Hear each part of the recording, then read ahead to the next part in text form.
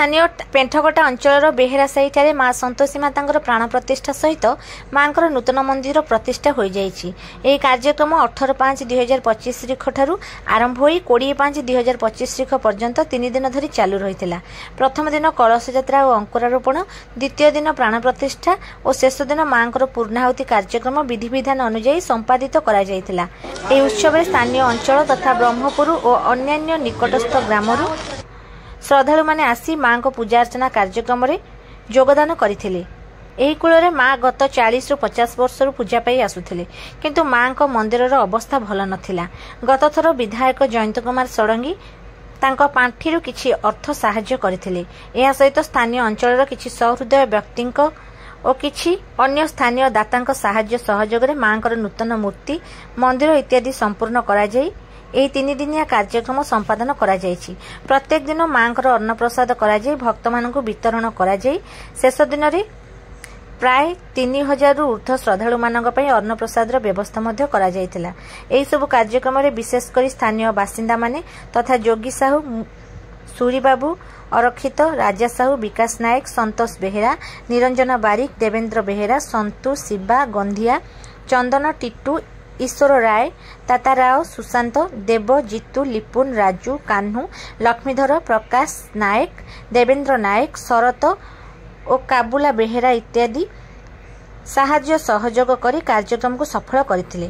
भविष्य में मंदिर उन्नति और स्थानीय अंचल अभिवृद्धि, स्नेह, सद्भावना, शांति सृष्टि करने अनुष्ठान चेष्टा जारी रहिबो बोली अनुष्ठान सदस्य विकास नायक सूचना प्रदान करथिले।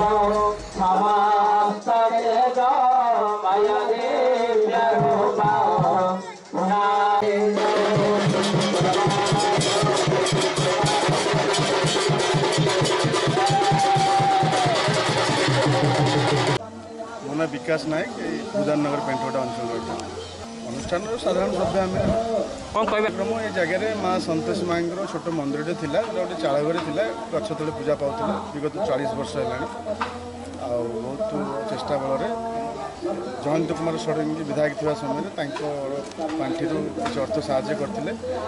स्थानीय अंचल किसी वैधान्य व्यक्ति मैंने सहयोग गोटे छोट मंदिर या माँ नूतन मूर्ति प्रतिष्ठा हो प्राण प्रतिष्ठा कराऊ नूतन मंदिर उद्घाटन होगी कार्यक्रम।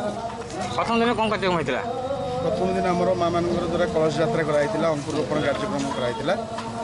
द्वितीय दिन जमी यज्ञ आहुति पूजा चलती प्राण प्रतिष्ठा कार्यक्रम आज माँ पूर्णाहुति सबुदिन कार्यक्रम माँ एक विशेष अंग हिसाब से आमर प्रसाद सेवन प्रतिदिन होती। आज 3000 लोक पाखापाखि प्रसाद सेवन सन्ध्या व्यवस्था कराई कार्यक्रम चलती। कौन आगामी दिन कौन कार्यक्रम स्थानीय अंचल पूजा हेले राजनीतिक परिवेश सृष्टि है समाज तार प्रभाव पड़े है शांति शृंखला रक्षा हुए समस्ते गोटे भावना बढ़े भाईचारा बढ़े पूजा करवा भावना भावना सृष्टि करवा और उचित परिवेश सृष्टि करवा पिला मूल लक्ष्य। माँ जमी आज जहाँ पूजा पाते आहरी भल भाव में मंदिर को उन्नति करवा पूजा पाइबा प्रचार प्रसार करवा सब आध्यात्मिक परिवेश मूल लक्ष्य।